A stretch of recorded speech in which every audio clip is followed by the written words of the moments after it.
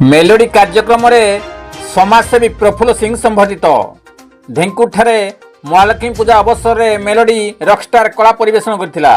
एथे लंगलकंटर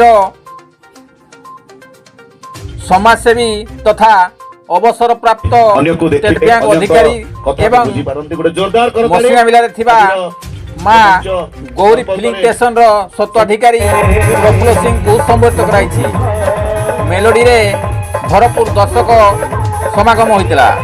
एथिरे कमिटीर सभापति रामचंद्र साहू, संजीव साहू, विजय कुमार साहू, महेश्वर साहू प्रमुख श्री सिंह को संबर्धित करथिले। कविंद्र उत्तरी पट केडी नुजुरिया।